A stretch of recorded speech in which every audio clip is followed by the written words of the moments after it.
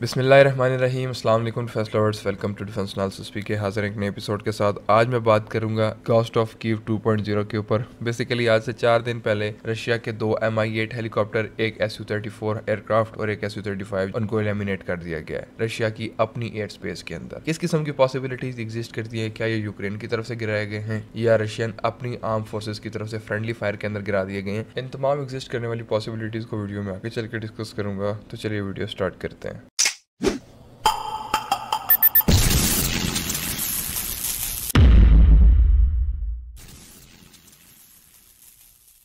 सबसे पहले तो वीडियो स्टार्ट करने से पहले अपने तमाम व्यूवर्स का, अपने देखने और सुनने वालों का, अपने सब्सक्राइबर का शुक्रिया अदा करना चाहता हूं। आज तकरीबन मेरे पहले 1000 सब्सक्राइबर जो हैं वो कंप्लीट हो गए। आप सबका बेहद शुक्रिया कि आपने मुझे इस माइलस्टोन तक पहुंचने में और इसको अचीव करने में मदद की। और मैं आगे आपसे ये रिक्वेस्ट करूंगा कि अगर आप वीडियो देखते हैं, मेरे 70% व्यूवर्स ऐसे हैं जो कि वीडियो देखते तो हैं लेकिन चैनल को सब्सक्राइब करके नहीं जाते, तो काइंडली आपसे रिक्वेस्ट है कि अगर आप वीडियो देख लेते हैं तो चैनल को भी सब्सक्राइब करके जाइएगा। Thank you so much. तो चलिए स्टार्ट करते हैं। तो व्यूवर्स, मैं बात कर रहा था घोस्ट ऑफ कीव 2.0 के ऊपर। घोस्ट ऑफ कीव 2.0 बेसिकली इसको क्यों कहा जाता है? आज से तकरीबन 8 महीने पहले जब रशिया और यूक्रेन की जंग स्टार्ट हुई थी, तकरीबन 1.5 साल पहले वैसे तो स्टार्ट हुई है, लेकिन 8 महीने पहले एक वाकया रौनुमा हुआ था। घोस्ट ऑफ कीव के नाम से मशहूर है वो वाकया। हुआ कुछ यूं था कि कीव की तरफ से, जो कि यूक्रेन का कैपिटल है, उनकी तरफ से क्लेम किया गया था यूक्रेन का एक पायलट जो कि एक ही सॉर्टी में रशिया के 3 जहाज जो हैं उनको एलिमिनेट करने में या उनको न्यूट्रलाइज करने में कामयाब हो गया था। उस मार्के को घोस्ट ऑफ कीव के नाम से मशहूर किया गया। घोस्ट आप सबको पता है जिन को कहा जाता है, तो बेसिकली यूक्रेन का जिन कहा गया था उसको। अब जो है उसी तरह का एक और वाकया रौनुमा हुआ और उसके अंदर एक ही दिन के अंदर रशिया के 4 एयरक्राफ्ट जो हैं रशियन सॉइल के ऊपर एलिमिनेट कर दिए गए, या आप कह सकते हैं कि न्यूट्रलाइज कर दिए गए। किस तरीके से और किस किस्म की पॉसिबिलिटीज एग्जिस्ट करती हैं उसके ऊपर मैं आगे चल के बात करूंगा, लेकिन इस वक्त ये डिस्कस कर लेते हैं कि कौन कौन से प्लेटफॉर्म बेसिकली एलिमिनेट किए गए। व्यूअर्स, अगर इन 4 प्लेटफॉर्म की थोड़ी सी बात की जाए तो उनके अंदर 2 Mi-8, एक इलेक्ट्रॉनिक वॉरफेयर वाला वर्जन और एक Mi-8 सिंपल जो कि ट्रूप्स कैरिंग के लिए काम करता है, वो शामिल है। इसके अलावा 2 और एयरक्राफ्ट है जिसके अंदर एक Su-34 स्ट्राइक प्लेटफॉर्म है और एक Su-35 एयर सुपीरियोरिटी प्लेटफॉर्म है। अब इन चारों के बारे में थोड़ी बात करूंगा। Mi-8 1960s का डिजाइन है, सोवियत इरा के अंदर डिजाइन हुआ था और बेसिकली इसके 9 डिफरेंट वेरिएंट्स जो है वो अभी तक मुतारिफ किए जा चुके हैं, जो कि बेसिकली डिफरेंट चेंजेस के साथ आते हैं। कुछ इलेक्ट्रॉनिक वॉरफेयर के लिए डेडिकेटेड हैं, कुछ ट्रूप्स कैरिंग के लिए डेडिकेटेड हैं, कुछ उसको लाइट अटैक के लिए बनाया गया है, कुछ के अंदर एवियोनिक्स और सेंसर्स और इलेक्ट्रॉनिक्स की अपग्रेड्स की गई हैं वगैरह वगैरह के साथ। तकरीबन 9 वेरिएंट्स जो हैं 1960 से अभी तक इसके इंट्रोड्यूस हो चुके हैं Mi-9 के। फिर आ जाते हैं Su-34 के ऊपर। Su-34 एक ऐसा प्लेटफॉर्म है जो कि Russia basically as a light bomber भी इस्तेमाल करता है, छोटी रेंज के ऊपर 5000-6000 किलोमीटर के अंदर अंदर अगर उसने बॉम्बिंग करनी है तो Su-34 इस्तेमाल करता है। वैसे रशिया के पास बड़े बड़े बॉम्बर्स मौजूद हैं, लेकिन वो स्ट्रेटेजिक बॉम्बर है और उनकी रेंज 10,000 और 12,000 किलोमीटर तक फैल जाती है। तो आप कह सकते हैं कि ये Su-34 जो है इसकी जो रेंज है वो थोड़ी लिमिटेड है, लेकिन इसके अंदर जो वेपन कैरिंग कैपेसिटी है, इसके अलावा इसके साथ जो वैरायटी ऑफ वेपन अटैच हो सकते हैं वो बहुत ज्यादा है और इसको लाइट बॉम्बिंग के लिए जो है वो रशिया इस्तेमाल कर सकता है। बेसिकली ये एक ट्रू स्ट्राइक प्लेटफॉर्म है जिसके ऊपर बहुत सारे वेपन लगाए जा सकते हैं, जिसको एनिमी की टेरिटरी के अंदर जंग के दौर में पेनिट्रेट किया जाता है और एनिमी की कीमती तंसीबात जो है उनके ऊपर बॉम्बिंग के लिए इस्तेमाल किया जाता है। फिर आ जाते हैं Su-35 के ऊपर। इस वक्त अगर आप ये समझे कि रशिया के पास इस वक्त सबसे ज्यादा एयर सुपीरियोरिटी कायम करने के लिए पोटेंट एयरक्राफ्ट जो है, जो कि रशिया की एयरफोर्स का बेसिकली वर्क फोर्स है, अगर आप मुझसे पूछेंगे तो मैं कहूंगा वो Su-35 है। अब डेफिनेटली यहाँ पर एक सवाल ये आता है कि क्या Su-57 इससे इंफीरियर है? नहीं, Su-57 इससे इंफीरियर नहीं है, वो इससे सुपीरियर ही है, लेकिन रशिया के पास इस वक्त वो बड़े नंबर के अंदर मौजूद नहीं है। अभी रशिया ने उसके ऊपर काम करना शुरू किया है, मॉस्को ने ऑर्डर्स दिए हैं कि उसकी जो प्रोडक्शन लाइन है, उसकी जो प्रोडक्शन की स्पीड है उसको इंक्रीज किया जाए, उसको बूस्ट किया जाए। उसके ऊपर भी आपको इंशाल्लाह एक वीडियो बना के दूंगा। लेकिन इस वक्त जो है जितने भी उनके पास स्क्वाड्रन मौजूद हैं Su-57 के, वो सिर्फ और सिर्फ मॉस्को के लिए तैनात किए गए हैं, मॉस्को की एयर स्पेस को कवर करने के लिए उधर डिप्लॉयड है। एनीवेज, जो भी है, इस वक्त रशिया के पास जो एयर सुपीरियोरिटी कायम करने के लिए ऑल अक्रॉस द रशिया जो है वो अगर कोई बेहतरीन फाइटर है वो है Su-35। वो बेसिकली रशियन एयरफोर्स का वर्कहॉर्स है। तो Su-35 एयर सुपीरियोरिटी फाइटर जो है उसको भी शॉट डाउन किया गया है इस कॉन्फ्लिक्ट के अंदर। तो ये बेसिकली 4 एयरक्राफ्ट है जिनको एलिमिनेट किया गया या शॉट डाउन किया गया। अब बात कर लेते हैं मुमकिन वजूहात के ऊपर कि कौन सी वजूहात सामने निकल के आ सकती हैं जिसकी वजह से 4 एयरक्राफ्ट जो हैं वो एलिमिनेट हुए हैं। सबसे पहले बात कर लेते हैं कि क्या किसी किस्म के फ्रेंडली फायर के अंदर तो नहीं मारा गया। देखिए, ये जो है वॉर लगी हुई है, रशिया और यूक्रेन की वॉर को तकरीबन 1.5 साल हो चुका है। रशिया जो है वो अभी डोमिनेंट पोजीशन में जरूर है, लेकिन वॉर के अंदर कुछ भी हो सकता है। आखिरी हद तक आपकी जो फोर्सेज है उनको हाई अलर्ट पे रखा जाता है। एनीवेज, तो ऐसा होना बिल्कुल पॉसिबल है कि किसी फ्रेंडली फायर के अंदर, या आप कह सकते हैं कि आपका एयरक्राफ्ट आइडेंटिफाई ना होने की वजह से समटाइम्स ये भी हो जाता है कि आप अपने ही सैम से या अपने ही किसी किस्म के मिसाइल से अपने एयरक्राफ्ट को हिट कर दें। लेकिन यहाँ पर ऐसी पॉसिबिलिटी क्यों कम हो जाती है? एक ही टाइम में आप एक एयरक्राफ्ट को गिरा देंगे, 2 एयरक्राफ्ट को गिरा देंगे, 4 एयरक्राफ्ट को गिराना मेरी समझ से बाहर है कि ये कैसे अपने फ्रेंडली फायर के अंदर गिरा सकते हैं। तो इसकी पॉसिबिलिटी बहुत ज्यादा रेयर नजर आती है। सेकंड नंबर के ऊपर आ जाते हैं कि क्या डिफेक्ट हो गया था कोई, ये पॉसिबिलिटी एग्जिस्ट करती है। इससे पहले अगर आप वॉर्स के अंदर देखें तो MiG-31 के साथ क्या हुआ, MiG-29 के अंदर क्या हुआ, MiG-21 के अंदर क्या हुआ, रशिया के काफी पायलट्स जो हैं वो डिफेक्ट करके अपना एयरक्राफ्ट जो है वो एनिमी के हाथ में दे देते हैं। ऐसा हमें काफी बार देखने को मिल चुका है। ऐसा भी हो सकता है कि कोई रशिया का एयरक्राफ्ट ऑपरेटर, फाइटर पायलट जिसको आप कहते हैं, या आप कह सकते हैं कि कोई सैम ऑपरेटर जो है वो एडवर्सरीज के साथ मिल गया हो और उसके बाद जो है वो डिफेक्ट करके अपने ही जहाजों के ऊपर या अपने ही एयरफ्रेम्स के ऊपर उसने मिसाइल फायर कर दिया हो। तो ऐसी पॉसिबिलिटी भी एग्जिस्ट करती है। लेकिन ऐसी पॉसिबिलिटी के अंदर वो उसको पकड़ना बहुत ज्यादा आसान हो जाता है रशियन फोर्सेस की तरफ से। इसके भी 50-50 चांसेस जो है वो एग्जिस्ट कर सकते हैं। फिर आ जाते हैं यूक्रेनियन साइड के ऊपर कि क्या पॉसिबिलिटी एग्जिस्ट करती है, क्या यूक्रेन भी ऐसे कर सकता है कि वो इन जहाजों को गिरा सकता है? तो डेफिनेटली वो ऐसे कर सकता है। देखिए, हमने इससे पहले देखा कि MiG-29 के ऊपर अमेरिका और वेस्टर्न कंट्रीज या इसराइल की जो है वो बड़ी जबरदस्त पहुंच या पकड़ है। उसके पीछे वजह क्या है? क्योंकि MiG-29 जो है वो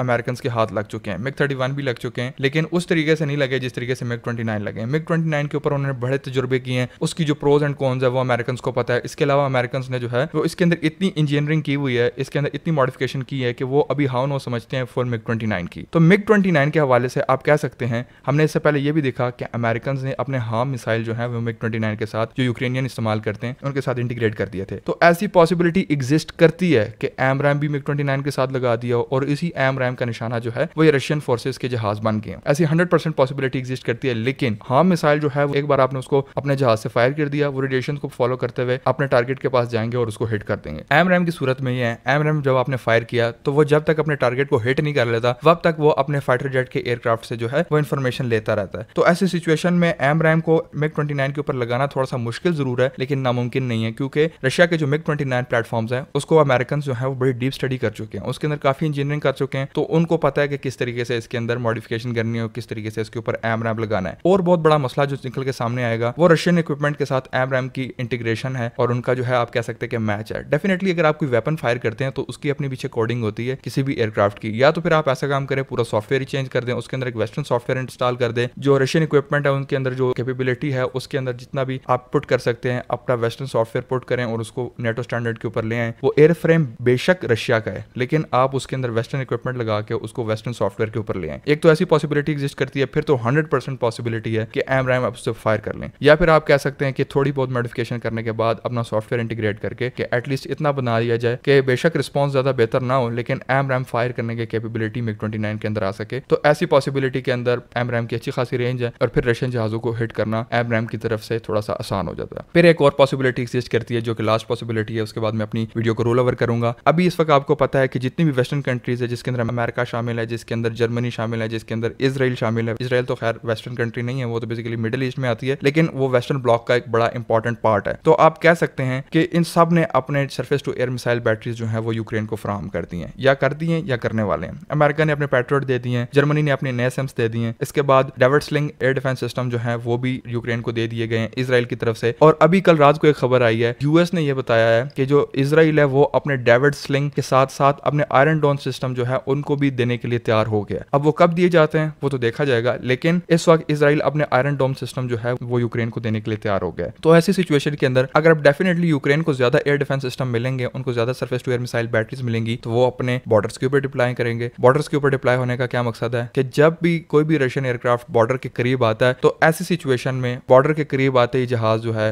वो यूक्रेन ने उड़ा दी हो। ये तमाम पॉसिबिलिटीज एग्जिस्ट करती हैं। ये तो वक्त के साथ ही पता चलेगा कि ये एक्चुअल जो एलिमिनेशन है ये किस तरीके से की गई है, लेकिन डेफिनेटली इन्हीं पॉसिबिलिटीज के अंदर कोई ना कोई पॉसिबिलिटी है जिसके ऊपर अमल दरामद करते हुए यूक्रेन ने रशिया का दोबारा इतना बड़ा नुकसान किया है, तकरीबन 4 एयरक्राफ्ट का, और इसको गोस्ट ऑफ कीव 2.0 के साथ जुड़ा जा रहा है। लेकिन with the passage of time पता लगेगा कि ये किस किस्म का माजरा हुआ है। तो व्यूअर्स, ये थी आज की वीडियो, आज की इन्फॉर्मेशन। होपफुली आपको पसंद आई होगी। वीडियो पसंद आने की सूरत में वीडियो को शेयर, चैनल को सब्सक्राइब और कमेंट सेक्शन में अपनी राय का इजहार करना मत भूलिएगा। वीडियो आखिर तक देखने का बहुत बहुत शुक्रिया। मैं आपसे मिलता हूँ नेक्स्ट वीडियो में, तब तक के लिए अल्लाह हाफिज। पाकिस्तान जिंदाबाद।